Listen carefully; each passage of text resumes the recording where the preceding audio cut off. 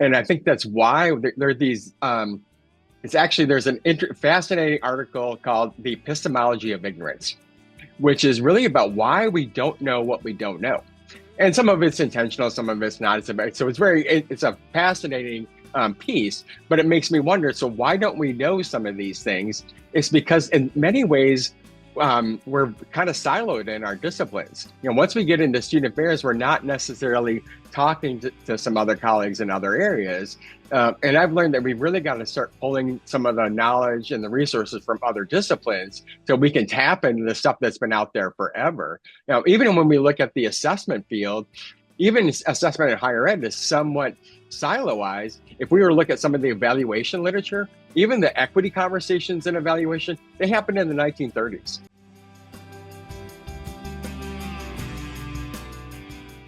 Welcome to Student Affairs Now, the online learning community for student affairs educators. I'm your host, Heather Shea. Today on the podcast, we're talking about one of the more persistent challenges in higher education, how to turn assessment findings into real sustainable change and utilize these findings as a catalyst for innovation, equity, and organizational learning. I'm thrilled to be joined by the editors and two chapter authors of a new book, Maximizing the Impact of Assessment in Higher Education, to explore how change management frameworks, student partnerships, and human-centered approaches can help move our work from data to action and make improvements that stick.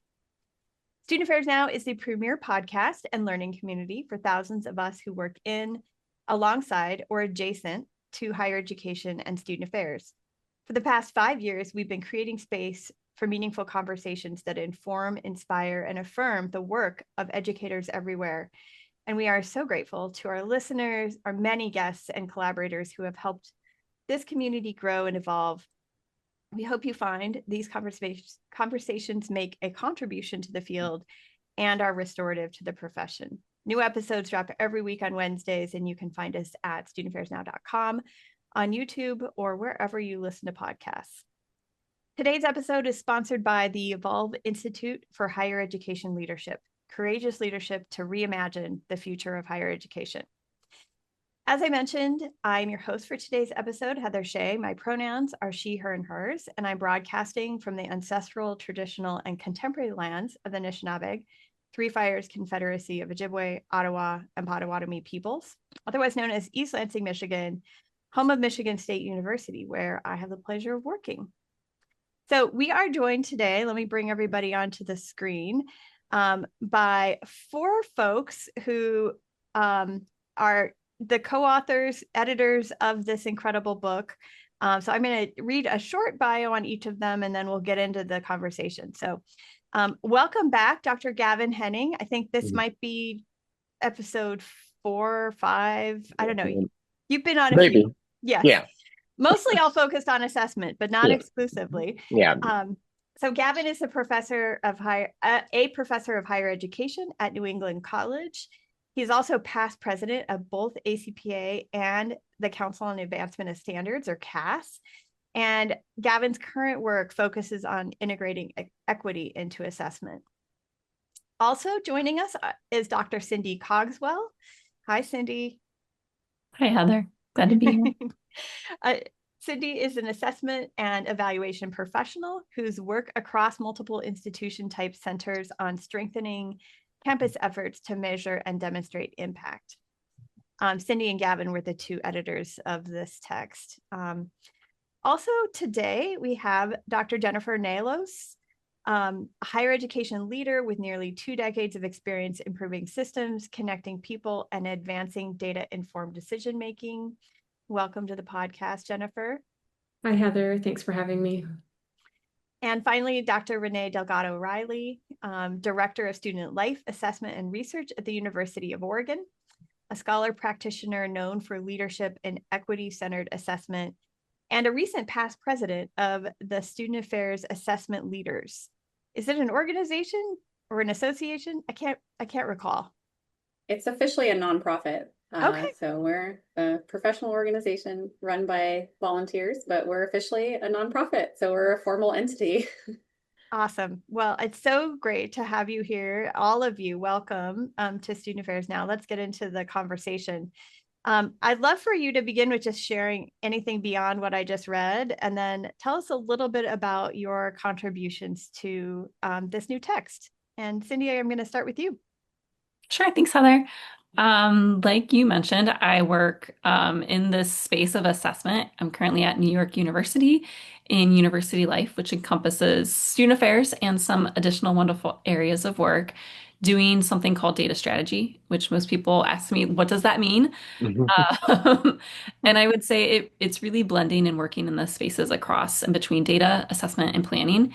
And I'm really related to the book and what I get to do every day, interested in how we can use data to not only create artifacts like reports, which are important, but to really drive that learning into change and improvement. And so with that, I'm thrilled to get to co-edit this book. It sounds like a perfect demonstration of that skill set and knowledge to have this text as well. Gavin, what about you? What else would you like us to know? So I think it might be helpful to know that I started in Res Life, and then moved into student affairs assessment for a while and institutional research. And I've been doing some academic assessment once I moved into a faculty role. But even though I've been doing this for a long time, I virtually knew nothing about change management until Cindy decided we should like do this book. And then I'm like, gosh, I wish I would have really known about this when I started doing assessment stuff. So I had the opportunity to learn from Renee, Jennifer, and some of our other authors, which is great. And I had the pleasure of co-authoring 2 chapters with friends of mine. So the first chapter on the history of higher education with my friend Aaron Beckram, which was fascinating because we learned that assessment of skills and knowledge actually started in Imperial China. So it's been around for a long, long, long time. And then I co-authored a chapter with my friend Anne Lundquist around positionality and paradigms and the impact of assessment. We've been doing some writing and thinking about that for a while. So it was great to collaborate with those two. So glad to have you back, Gavin. And shout out to Anne. She's one of our favorites. Jennifer, how about you? Sure, thanks, Heather. So I too, like Gavin, started in residence life and got interested in asking questions of how, what, who do I need to talk to, and how can we make things even better on our campus. Over the course of my career so far, I've had the opportunity to work in academic leadership, policy, working for the state, and administrative roles with accreditation and assessment.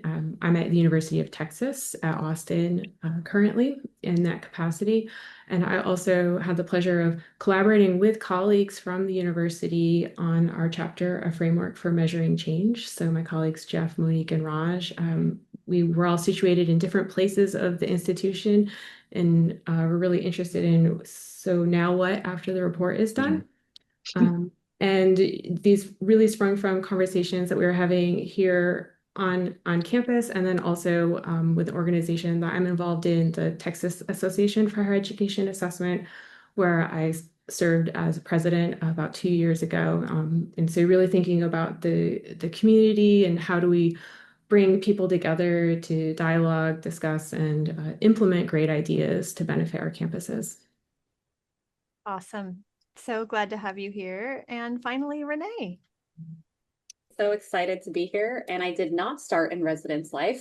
I actually got my start in something that was around student affairs assessment that we didn't really call it that. I was hired on to help understand what our historically marginalized students needed, based in evidence-based research, and how do we apply that to program development, and how do we expand capacity to better serve our students. I started at the University of New Mexico, which I'm a 9th, 10th plus generation native New Mexican. And so it was very bred into me that we serve our community. And so it was a very easy job to get into, although like what folks have said, I wish I would have known a lot of things when I got started. And it was like, as I think Gavin said once, you flying the plane as you're building it still. And I feel like that's been the history of my career, almost 2 decades in.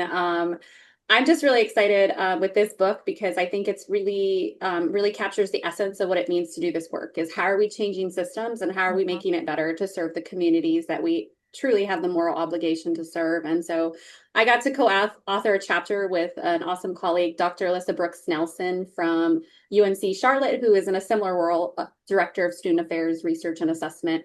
And really, we explored how we created a table based on other research from a practitioner approach. Is how do we take that to frame the importance of using assessment to influence change within a division of student affairs and what that might look like. And so we use that framing throughout the chapter to share various case studies, kind of talking about the whole flow of from the collection of the information, the curiosity, how that manifests into interpretation, and then how do we actually use that to do something with it. And then the secondary, how do we keep learning?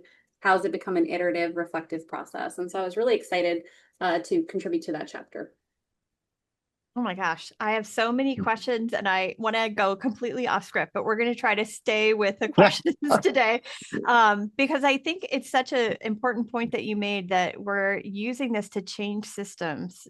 And I think sometimes our campuses get stuck in a rut of like, well, we just need to admit different students, but maybe we actually need to change the system to better meet the needs of those students who we have already admitted. Yeah. So Cindy, I'm gonna aim the first question towards you, but anybody else can add into, 25 years ago, when I started my career in student affairs, I felt like assessment was not something that we talked about really at all. Like you said, Renee, I don't think that the word even really was a part of our lexicon. Today, we talk about it a lot, but I don't know that we actually use assessment to create and sustain change. And I think our institutions kind of get stuck in that, like we're collecting all the data, but what are we doing with it? So I'd love to hear kind of how you were inspired to connect this to change management frameworks, and then what kind of gap in the field are you hoping to address with this particular book? Thanks for that question. It's funny that you comment on the use of the word assessment, which we define in the beginning of the book, Gavin. I think it's in your first chapter about it coming from Latin for, I think, assidere, which means to sit beside, right? Because I feel like so many times assessment comes up as this like, let me look closely at your work. Let's evaluate you and then let's like give you a score. And that's really not the spirit of it. And so I love this work. I will just say I did not rise up from housing. I did. I think there's two of you now. So Yeah. We'll rally together. That's great. But where I stumbled into change management is a number of years ago in my previous role, my previous VPSA, Vice President of Student Affairs, and I were just trying to figure out how to write something together. And we were just sort of brainstorming and trying to figure out what would meaningfully help the field. And it's Jason Pina. And he suggested we use Cotter. He said, I read this every year. Why don't you read it and see if we could use this to analyze how successful our restructuring and strategic plan were. So they had launched, they had been in effect for a year or two, and we were looking to sort of figure out like parts of it had gone further and realized themselves more fully than other parts. And I was reading Cotter and I was like, this sounds great. This will be fun. And so we wrote that chapter and it's out there in the world, but I just couldn't get enough. So I read Cotter and then I just started digging. I'm like, well, are there other change management frameworks? And so then I just continued this journey of understanding and exploring different change management theories. I've known Jennifer since graduate school. I might have even asked you at some point saying like, have you heard of Cotter and anybody else? And I went to an assessment institute one year and I pretty much went around the whole conference being like, have you considered change management with assessment? I think something could work here. And so that was just sort of one journey I was on. And then to the second part of your question, I was really stuck on why it is so hard to feed results into action. And when I spoke with colleagues, they too had this issue. It wasn't an isolated phenomenon. And so either as the assessment person collecting results or as a faculty member or staff person in the work day to day, I just kept trying to figure out why is this so hard?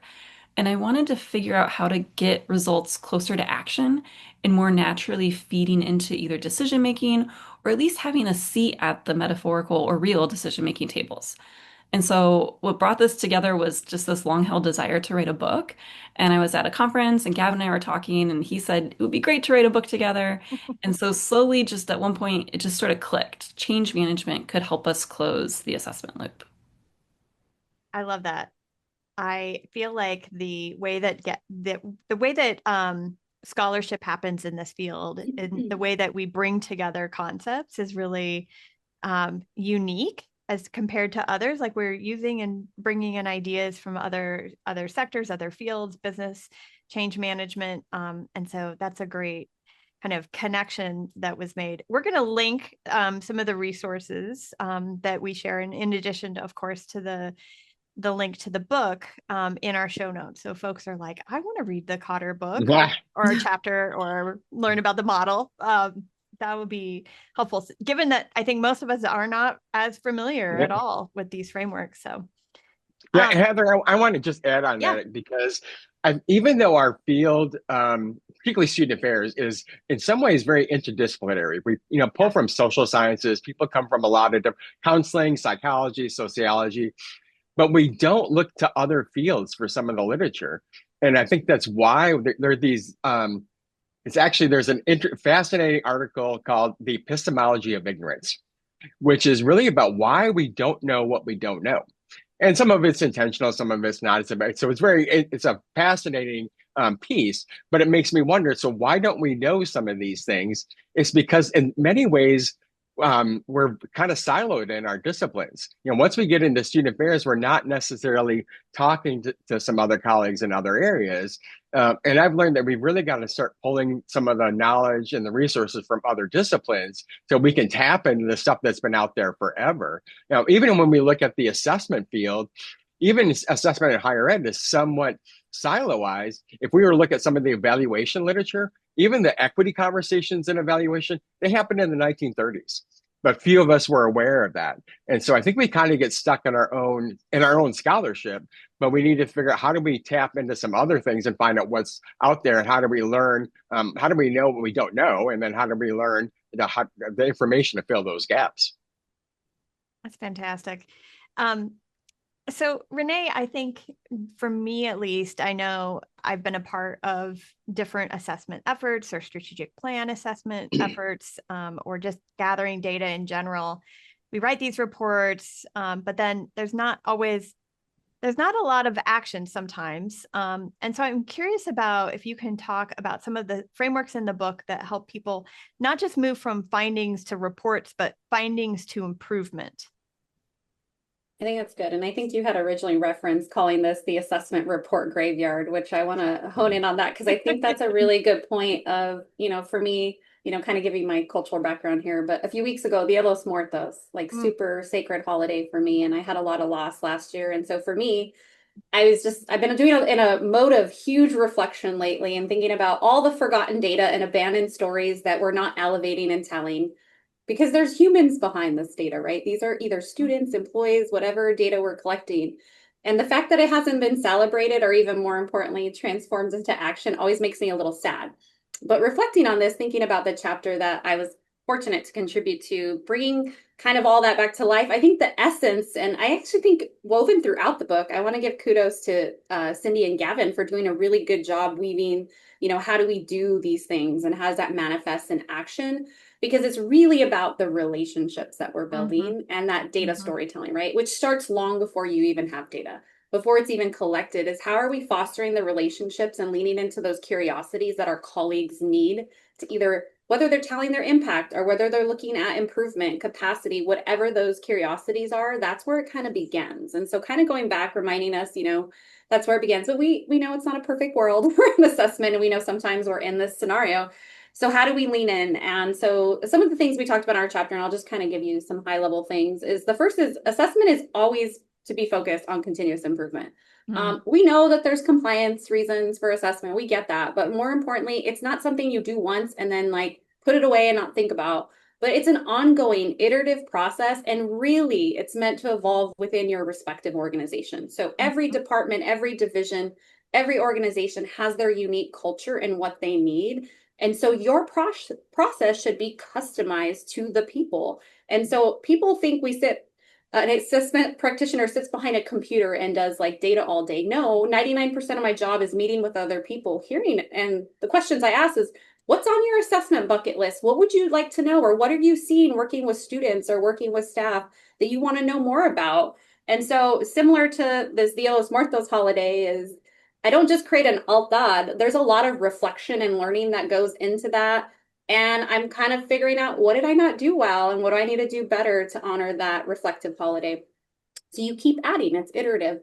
Another thing to think about is we're in a different world today where it's more than just sitting behind a computer and collecting the information, but we have to empower our colleagues through this assessment culture, this relational piece I'm talking about. So it's much more of a collective, collaborative, community-oriented piece. And that's where people start seeing themselves. And so it becomes that co-ownership with that data storytelling. You hear that more and more nowadays because people don't just act on numbers, whether it's qualitative or quantitative data. They act upon something related to other humans. So if we can capture those lived student experiences in a way that empowers some type of action, that's where we can really like spark that connection with the colleagues we work with and those key decision makers, or as Cindy said, like the metaphorical decision making table. And I think what's really important about that concept, it makes it hard for assessment practitioners now. We don't just put together pretty reports or dashboards, we're having to inspire. But I think that comes from that collective, conversations with folks. I also want to emphasize the equity piece because I would be remiss to say that. I think that's also important as you're meeting with people and you're asking questions in a way and collecting data or you're reporting in a way. It's always good to go back to folks because we all come with our own set of experiences and it's going to influence not just the way we collect, the way we interpret, but also the way we tidy and structure the data all relates to our own experiences. So taking it back to the people and saying like, hey, does this make sense? Am I missing something? I think that's also a part of the equity centered practice that can be coupled with this empowering people to make actions because it's more than just a report. So I think a way to move to improvement starts way before you even collect the data is reimagining this place together with your colleagues, what they need, what they want to know, what their curiosities are, because how do we connect the data to the human stories to ultimately commit that we're all on the same journey together to change the system and make it better? Or maybe it's working for some students. Let's celebrate that. But then let's figure if it's not working for other students, what do we need to do to shift? So our chapter really kind of gives a lot of great case studies on how that might go into practice around different concepts, whether it's student well-being, career readiness, we even added in a campus climate employee engagement piece because a lot of us as assessment practitioners also oversee employee engagement data. And so it's just another thing to do that we can figure out how to share with our colleagues who don't know where to start. But I would always say, begin with your why. Why do you do this work? And how do we help our colleagues along that continuum? Yeah. That's great. I've also been thinking it's like assessment can be used for improvement. It can also be weaponized, right? And like we're going to now use this data to shut down something. So that's not a question. I just was making that observation. But I do think it's an interesting kind of like flip on it too, because improvement isn't the only thing sometimes people collect data for. Right. If I may jump on that, Heather, so that is something that I had written down, risk in data collection as a thought there of sort of what Renee is talking about with community building and relationship building and our roles is that when assessment practitioners are engaging with our colleagues, the aim is for them not to be scared when an email from us comes. When we ask, can we meet? It should not be a fear-based relationship. And I think part of that is that trust building and relationship building with colleagues, but also trust building of what is this information going to be used for, and if sunsetting a program is improvement oriented because now we're going to do this, that's a different type of discussion than you didn't do a good job, so you're done, right? And so having those conversations early and having the people closest to the impact of the data aware of how things are going and being involved in that process so that nothing should be a surprise to them, and having that engagement early is so important.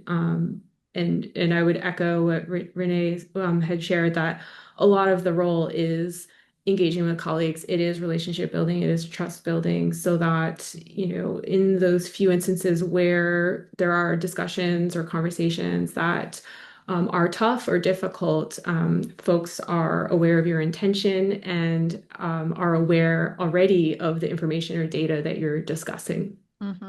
Yeah. I think what I'm hearing you talk about is really how to humanize the process of data collection, but then using that to improve the organizational culture as well. And I think sometimes we get looped in with the compliance part of data collection? Like, what do we need to be able to report to the feds, or, you know, I could say more about that, but I won't. About, you know, what do we need to be able to tell our story? And so how do we move towards that kind of shared process where assessment isn't just a compliance task, but really about learning and care and growth? Jennifer, do you want to pick up on that? Sure. Yeah, I was smiling in my head and with my eyes, in agreement on there. Yeah. So, organizational culture is one of the things I get super excited about. I like to talk about traditions and artifacts and behaviors and values and how that manifests. It might be because I have always been at large organizations. So it's like, how do you make it more personal, and how do I feel a connection? The campus I'm at now has over 50,000 students alone. So how do I find friends? And thinking about the things that bring us together. So humanizing our environment. And so the first thing I'm thinking about with organizational culture is that it's created by and for the people that are part of it. And we either tacitly or explicitly agree to participate or perpetuate those elements. And so we have an active role in the culture that we're entering into or engaging with or shaping. And so I think that that's important to center our autonomy and decision making and power within any group that we're part of. When that comes into connection with assessment, and thinking about, this question of why are we doing this? What is this for? One of the questions when I'm meeting with folks, I ask them, well, what information will help you better serve students, work better in your role, contribute to the mission more? Those are the type of things that we want to be looking at for continuous improvement, and for you to feel that this is a worthwhile endeavor. That helps shift, in my experience, that has really helped shift from scrambling to write a report in the summer to actively engaging with information, of more of, oh, not I have to, but I get to, or isn't this interesting? And I want to keep asking more questions. And so that is part of the humanizing aspect that I have seen. Our chapter focuses on proposing a framework that builds on the shoulders of giants in the field, of saying, we have these processes to gather the information, to make decisions, and to have points in time that we're able to see what did we want to happen, what did we change, how did it go, and our chapter talks about, well, and then what? And so we propose looking at people, processes, the outcomes, and the culture, to see not only just how did it go, but how is it continuing to sustain itself if these changes that you're trying to implement are something you want integrated into the organization. That continuous observation and sustainability is really important. And we have some statements that we posit, and the first one is the importance of the people at the center, and the relationship to everything else that's occurring. And so we sort of drive that home, that we're in higher education because we want to equip knowledge and skills and have improvement for our community's lives and well-being. So the people are always the first on the list, the first in mind. Yeah. And I think central in that group of people are students, right? And yep. I love the way that this book centers students as a part of the process and creating assessment as a tool for equity. So Renee, I'm going to turn back to you. As you've worked with folks and as you've engaged with people on your campus or elsewhere, what are some of the ways that you've seen practitioners bring students into the work of assessment and change? And this is different than just like, we want you to be a part of a focus group so that we can build a new first gen center. Like, how do we really make them partners? And And if folks are listening and kind of want to do more of this work in engaging students, what advice would you have? So what works, and then how do we get more students engaged? No, I appreciate that we're centering students because they're the reason we're here, right? And I think that as we think about assessment as this community-driven approach, it's not just working with our colleagues who work with students or indirectly with students, but it's also working with our students because there are humans and they're evolving. And if we're not responding to their evolving needs and involving them, we're going to become like not viable in the future, in my opinion. So I think there's a couple of different ways to approach this. Instead of just doing the ad hoc or, hey, some person in the community complained about this, so we're going to explore this and create a task force. I think it's important to bring students in at all aspects of the co-creation of things, whether we're developing a new survey or a focus group. One thing that a couple of weeks ago when we were at the Assessment Institute, one of my colleagues in our data storytelling workshop, we probably had like 100 people in there. He said, who actually shares assessment results back with students or involves them? No one raised their hand. So I think it's happening, but I think we could do better, right? So it's not just involving them in the co-creation, but it's also letting them help shape the questions, because I know a lot of the times when I meet with students, I'll hear a perspective and then it'll help me think about something a little bit different because I'm evaluating and validating their experience. Something I've seen at some other institutions is people have like student data or student assessment ambassador programs where they start working with undergraduates and bring them into the process to help with doing focus groups. I know some colleagues at Bowling Green do that, and I think it's a really great model to have that shared ownership. Our office has a graduate level internship where we give graduate students who have this wonderful background in data and analytics and qualitative methods, but they've never actually worked with real world data or actually worked with data to actually change the system. And so we give them, money to do that. And that's also something I think too, when we're working with students, just understanding the context of basic needs and the economy. I won't say too much about that. I think we all have our feels about that, but our students are really struggling in a lot of ways. And so when we're centering them in this process, making sure that we're being equitable and paying them. And so one of the things I have in place in our office is we give our students cards that they can use on campus for a meal.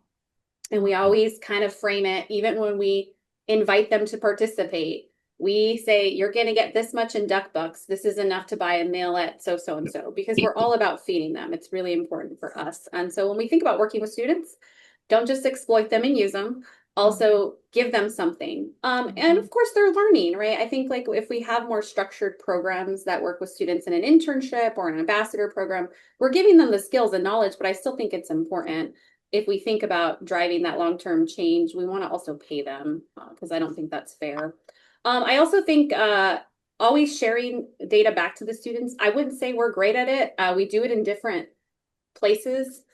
Specifically for our historically marginalized students, I tend to do it a little more often. And that's my own bias that I will admit, right? Is I'm on a predominantly white institution. These are small N sizes. They're not always represented well with the big surveys. So I want to make sure we center their voices, but particularly our students who are parents is a really small population on our campus and they're kind of overlooked. And so anytime we do our needs assessment on student parents, I always send it back to parents and say, like, did we represent your voice? Do you see yourself in these results? Is there anything we missed? And if we did, you want to have a connection so you can share with us. Here's the link to the survey again.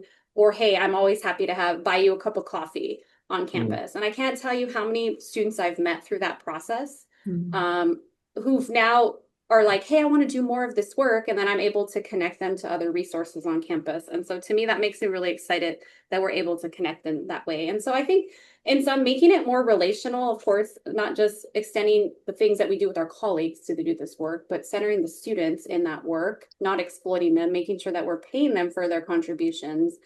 And reinforcing that culture of continuous improvement is really making sure we're constantly asking the questions. Did we do them justice? And are they represented in this report. And I know that's hard, depending on different populations, depending on different states right now with all the federal legislation. I get that that's not feasible in some places and locations. And I know that's a real struggle for a lot of our colleagues who are doing this work, is they're really much prevented from doing that. But how can we center their student success? Because we're here for our students. They're paying a lot of money. They're sacrificing years of their life to invest in themselves.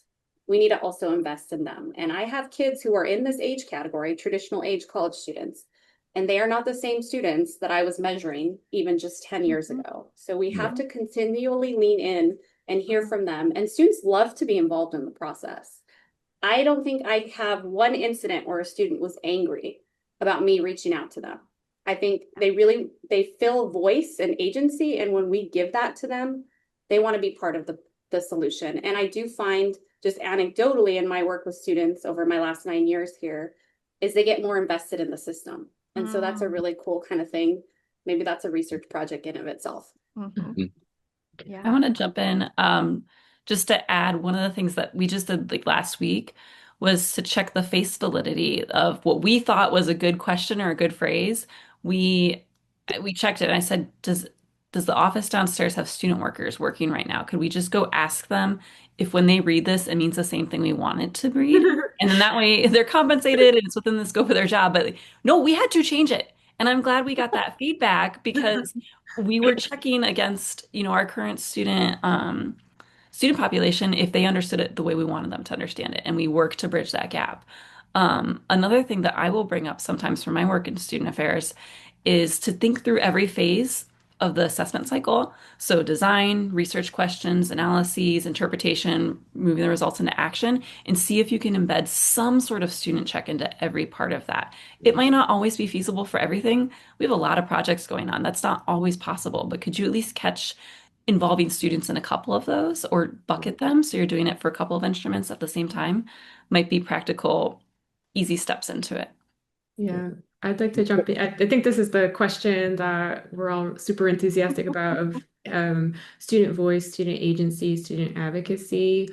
One of the things that I've seen at my institution, because of the size of it, is that there are many student serving units that are conducting assessments and asking for information or engaging students. And sometimes it's the same students that are answering a lot of these questions. And so there is this sort of tax that's happening, especially for specific populations. One of the strategies we started to see is inter-office sharing of information, like obviously disclosing how information will be used. But if a student has already answered this question for Office A, why is Office B asking the same thing to solve a similar problem? And so really being mindful and respectful that we all want to do a great job and get this information, but we could collaborate on the staff and faculty side. And to sort of further Renee and Cindy's points about the different time periods of an assessment cycle to engage students, is that for those of us that are organizationally maybe closer to the top or in those fancy rooms, is to bring an extra chair and to bring students to the table with the folks with the big titles, because that is a unique opportunity to be there sharing results, or to talk strategy, or to address questions or problems, and have student voice yet again, like physically in the room.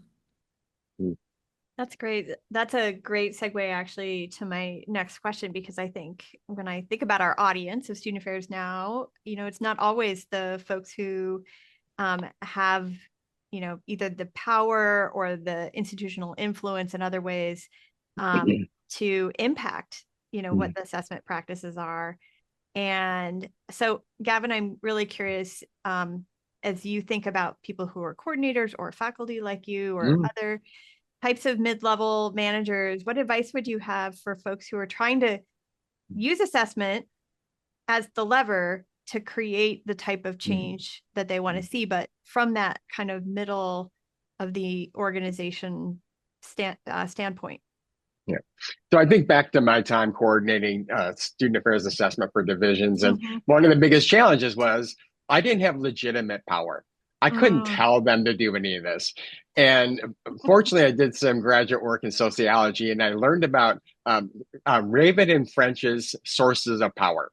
mm, And this was written back in 1959. But they talked about everybody has an organization have different types of power. So there's the legitimate power. So I'm the vice president, so I have power, which really only matters in staff because when you're on the faculty side, you can't really tell faculty to do anything. It's really like herding cats. Yeah. And then there's the other pieces like about referent power. So I have a connection, so when I was a director of student affairs assessment, I was connected to the vice president. So I had their ear. There's information of power. You have the data around that. And then there was that expert piece too. Like you were considered the expert. So those are the types of influence that I could tap into when I didn't really necessarily have the legitimate power to tell people like you should really need to do that. And I think beyond that they're just personality traits. We all know people who are really charismatic. Like you would sit and talk with them forever, and if they asked you to do something, you go, yeah, I'll do it right now. And so I think doing like an influence audit might be really helpful to figure out what types of influence do I have access to, either in my role, who I am, mm. my knowledge, or my expertise. It can be really helpful. So to me, that's the first part. And as we all talked about, it's this assessment's not about data necessarily; it's about people. And I think sometimes we forget about that. Even when we think about organizational change, I can't remember if it was Jennifer or Renee said this. Like people make up those organizations. So if we're going to think about change, we've got to figure out how do we get people to figure out change. And that's what I found really helpful about some of the theories mentioned in the book, is because that humanization is part of that. It's some of those theories. It's really about keeping in mind that humans are the people who do the change within these organizations. And it's also that, there are psychological reasons for people wanting to do change or not wanting to do change. I've got a daily routine. If that daily routine gets screwed up, my whole day's screwed up. And Mm. just imagine thinking about other types of change. And Jennifer mentioned sunsetting programs. When people create programs, they're invested in those. And Yeah. sometimes it's hard to let it go, even though the data suggests, yeah, maybe we should use our resources other ways. So I think it's really helpful to build those relationships so that you can begin to learn from folks what might be, is there a high propensity for change? I'm always up for improvement, even if it's about, stopping programs I'm involved with. But that's not true for everybody for a lot of different reasons. And I think the other issue around change is what I've seen in other organizations is perceived lack of power. If Mm. people in offices feel like they have no power, they will hoard that data and they won't share that data because that's the only type of power they have. But building those relationships and getting to know these people are ways to figure out some of that team. So, and then working with shared goals. There are people who are doing different things across the institution, and they may not know somebody else is doing that. At one institution, we had, I think, 6 different offices focusing on leadership development. And once we started bringing them together, I'm like, oh my gosh, we could actually maybe create a divisional goal around leadership development. And that helped coordinate things and help build a critical mass where we could actually foster some change. And I think the final thing, two more things I'd mention is breaking some of the change steps up. Change is scary, it's overwhelming, but can we break those up and chunk those out into smaller steps which seem more manageable? Celebrate those when those steps are achieved, and then building structures and processes to move those steps along. So it's really thinking about how do we shape the path. Danny Chip Heath wrote a book maybe 10 years ago now called Switch. So how do you change culture when change is difficult? And they talk about one of those things they talk about is how do you make it easier for people? And I think for those of us doing assessment work, we can create those templates, we can create those resources to make that process a little bit easier. That's great. I've been thinking about this a lot because, I think change is one of the things that is indeed constant within our society broadly, but specifically within higher education. And I think once you start making change, there are people who are like, I'm here for it. Like, let's just keep Yeah. going. And then there's others who are like, can we just go back to the way it was? Right. Mhm.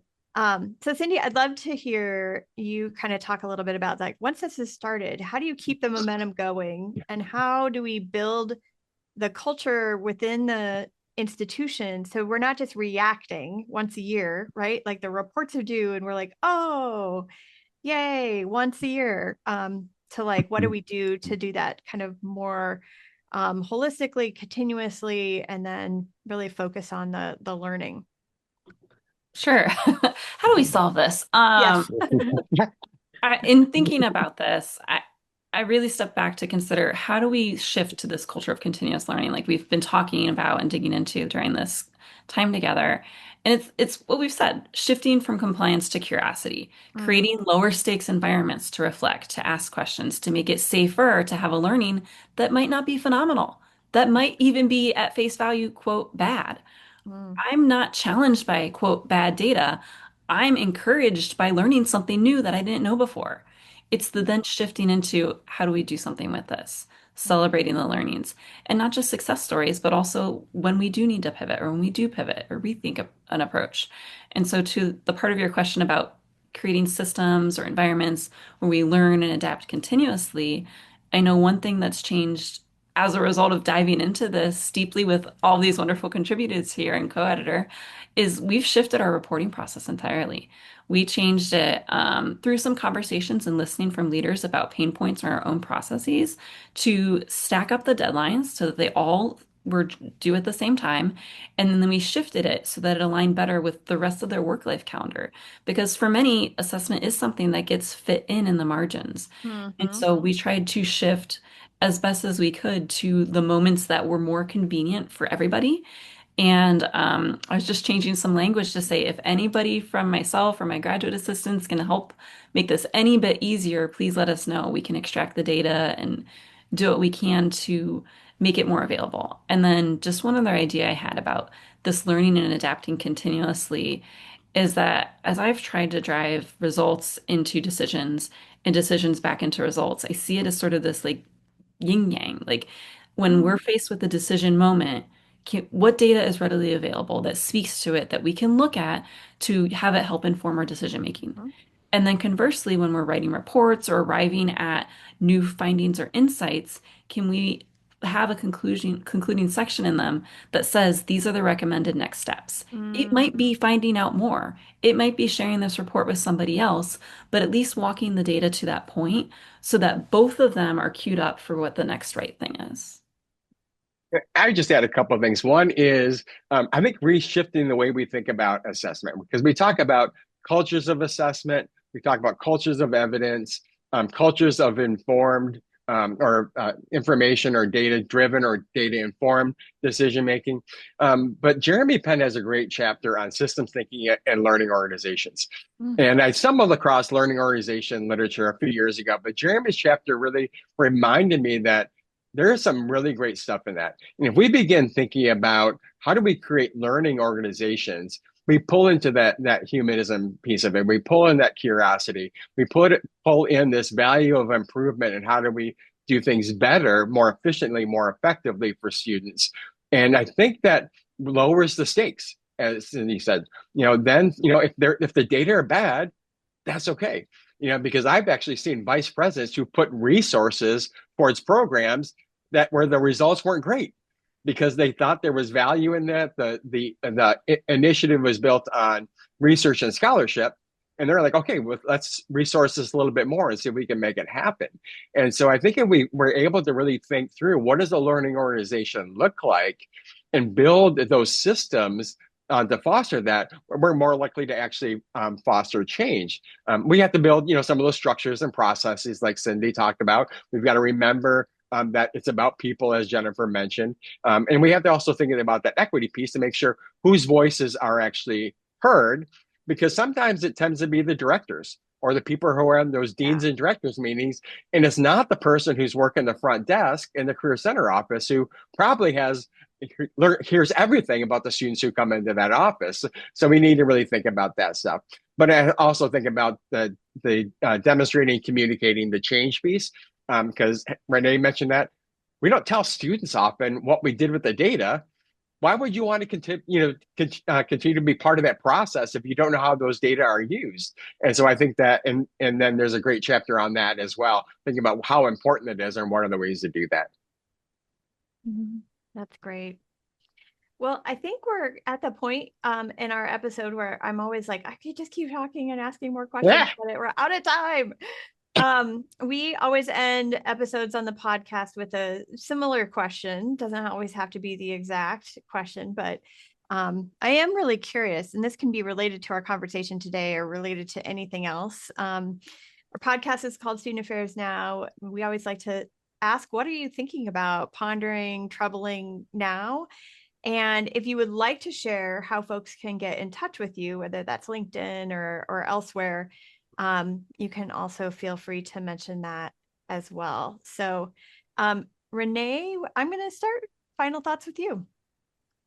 Yeah, I think just something to kind of summarize what I'm feeling listening to all my amazing colleagues talk today is that this closing the loop isn't a finish line. It's a continuous process. It's a beginning and end. It's a cycle of reflection, dialogue, relationship building. And so how do we continue to honor the communities that we serve? And I think our awesome colleague here, Jennifer, said it. It's created by and for the people in the community. So how do we continue to do that? Because when we approach assessment from this human focused lens, it's more than a report or a process. It's ultimately a living story. We're humans, we're dynamic, we're constantly living and breathing. So that invites us to listen, to act, and get inspired. And I think, hearing these influence audits and hearing like data-driven decision, making and all these pieces, it really comes down to the people. And sometimes we get in our own way. So that's also something I want to leave people with is sometimes we get in our own way. So how do we get out of our feelings, out of our egos? I mean, we're humans, we all have egos. So how do we get out of the way and refocus and reshift on how are we honoring the stories behind these numbers that are in this process of assessment, continuous improvement? And I'll just say, feel free for anyone to reach out. I'm on LinkedIn and always happy to chat more about this human-centered approaches. Thank you so much, Renee. It's great to have you on the podcast. Jennifer, I'm going to go to you next. Give us your final thoughts. What do you think about pondering, et cetera? And then if you have a way for folks to get in contact with you on LinkedIn or elsewhere. Sure. I'm always thinking, what's next? Who's not in the room yet, and how do we get them there? And what are we going to do with the information that we have? When we started, we were talking about moving from a report to engaging with information. And I also think a lot about assessment is an opportunity to gather information and make change in real time. And particularly for our students, like hopefully they leave because they've completed their credential, they're off to do great things in their lives. And so when we have that information, to use it right away and to make those changes, make those growth opportunities. So I'm thinking about sort of increasing the speed of action, and how do we empower faster decision making. And then continuing to encourage folks to ask those important questions time after time. I also am on LinkedIn and love to hear great ideas and suggestions that folks have at their institutions, as well as problems that they're grappling with, and look forward to learning from colleagues across the country. Awesome. Gavin, how about you? So mine's a little bit different. I'm pondering professional development and continuing education in the field because I'm really wondering if we're preparing folks, and particularly some of that continuing education. I think back to my program that I was in. I graduated in 1993, so nothing I think I learned at that point is relevant today. But I think about the programs I direct, and also having been involved in CAS and leading 3 revisions of the professional preparation standards, really wondering, are we thinking broad enough? Because I go back to this idea of this epistemology of ignorance. We don't even know what we don't know. And how do we not know that? And I think about, a lot of organizational administration and org courses. They talk about functional areas. We don't talk about change management necessarily. And I also wonder, are the ACPI and NASPA competencies sufficient? Do we need to think outside of those? I think those are great guides. But I begin to wonder, how do we tap into some of these other disciplines to help us do our work? Not just for people who are going into the field, but for those of us who've been in the field for a long time, we got to continue to upskill because, like you mentioned, how the field is changing and it's never been more uncertain than right now. and we need to learn how to adapt and keep up. And so I think we need to begin to tap into some of these other disciplines to learn how to do that. And it is even the structure, the traditional structure of professional development, preparing new professionals or continuing professionals to do the work we really need to do to support students. That's great. Thanks so much, Gavin. Cindy. Yes. So our president launched a strategic plan called Student Flourishing.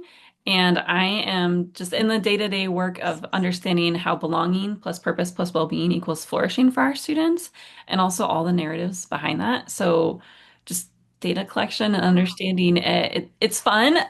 It keeps my mind occupied, which I enjoy. And then we're doing a big survey in the spring, and so working through just the details of how do we get a great response rate at this day and age. So that's where I'm at. I'm on LinkedIn. I'm by Cynthia Cogswell over there. All right. Oh, I'm on LinkedIn as well. I forgot to mention that. We'll find you all. Well, I am so grateful to all of you for being here today, sharing about this new book. I'm excited to just have it be out in the world, because I think the ideas are really fresh, and as you all have mentioned, like brings together a lot of different perspectives and ideas. So thank you so much. So I want to just really quickly, before we wrap up the episode today, appreciate my incredible producer, Nat Ambrosi. She does everything behind the scenes to make us look and sound great. Thanks, Nat, for all you do. We are also deeply grateful for our sponsor, the Evolve Institute of Higher Education Leadership. Evolve is evolving. Drs. Brian Arau, Don Lee, and our own Keith Edwards are excited to announce the Evolve Institute for Higher Education Leadership. Evolve offers leadership coaching journeys for executives, and emerging leaders, as well as a specific Leading for Equity focused cohort. If you're ready to evolve your leadership team or invest in your own personal leadership, they would love to connect with you to talk about their in-person, hybrid, and online modalities to evolve your leadership for us all. As I said at the beginning, we're marking 5 years of Student Affairs Now, and we are especially grateful for the way that this community of listeners, guests, and collaborators has grown. Over the years, we've hosted hundreds of conversations like this one. And so if you found this to be meaningful or useful for you today, please definitely share it with your colleagues or with your network. And if you have ideas for future episodes, please do reach out to myself. I am also on LinkedIn, or Keith Edwards, or any of the hosts, and we'd love to be in touch with you and talk. If you're tuning in for the first time, please do join our newsletter. Every week on Wednesdays, we send a short newsletter just sharing what the newest episode is and some related episodes from our archives. Once again, I'm Heather Shea. Thanks for listening. Thanks to everybody who's been a part of today's episode and all the future and past ones. And here's the next 5 years and beyond.